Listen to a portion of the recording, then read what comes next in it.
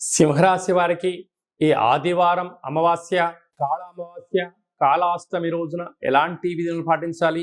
వ్యయంలో రవి, సప్తమంలో శని భగవానుడు, అష్టమంలో రాహు సంచార స్థితి దోషంగా ఉన్నప్పుడు ఈ కాళ అమావాస్య రోజున మనం ఎలాంటి విధులను పాటించాలో ఈ వీడియోలో సవివరంగా సంపూర్ణంగా తెలుసుకుందాం.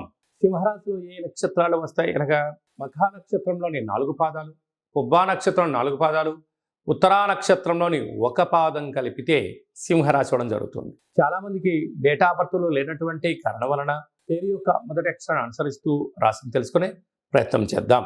మా, మీ, మో, మే, మో, టా, టీ, టు, టే అక్షరాల వారందరూ కూడా సింహరాశి జాతకులే. సింహరాశి యొక్క అధిపతి రవి.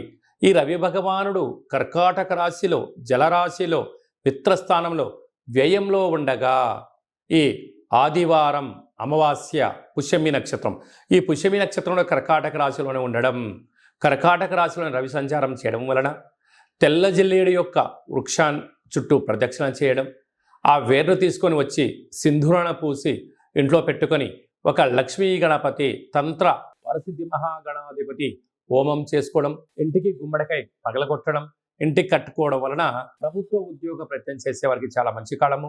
రాజకీయాలు, సేవా రంగాలు, వ్యాపార రంగ కార్యక్రమాల్లో ఉండబడిన వారందరికీ దురుసు ప్రవర్తన పనికిరాదు. సత్ప్రవర్తన, ఓపిక, పట్టుదల, సహనం, ఎదుటి వ్యక్తులు ఏదన్నా చెప్తూ ఉంటే వినే ప్రయత్నం చేయాలి. తొందరపాటు నిర్ణయంగా ఏదైనా భావించినట్లయితే రాశాధిపతి వ్యయంలో ఉండడం వలన అనవసరమైన ఖర్చులు, పోలీస్ స్టేషన్లు, వాహన ప్రమాదాలు, శత్రువుల యొక్క ప్రమాదాలు పొంచి ఉన్నాయని చెప్పి మీరు గమనించగలగాలి. అలాగనే రాశిలోనే బుధ శుక్ర సంచార స్థితి ఉండడం వలన విందులని, వినోదాలని, విదేశాలని, నూతన వస్త్రాలు, బంగారు ఆభరణాలు, వాహనాలు, క్రయ విక్రయాలు చేయాలని కోరుకుంటూ ఉంటారు. అది మంచిదే. కానీ మన దగ్గర ఎంత ధనం ఉంది, ఎన్ని అవసరాలు ఉన్నాయి, దాన్ని బట్టు ఖర్చు పెట్టగలిగినట్లయితే మీరు అదృష్టవంతులు. ఆర్భాటాలకు వెళ్ళారా, గొప్పలకు వెళ్ళారా, మీరు అప్పుల పాలు అయ్యే పరిస్థితి అధికంగా ఉంటుంది. తస్మా జాగ్రత్త. అలాగా ధనస్థానంలో కేతు ఉండడం వలన ప్రతి విషయాన్ని కూడా క్షుణ్ణంగా ఆలోచించాలి. తెలిస్తేనే మాట్లాడండి, తెలియలేదు తెలుసుకొని మాట్లాడే ప్రయత్నం చేయండి. అనేక రకాలుగా సమస్యలను నివారించే పరిస్థితి ఉంటుంది.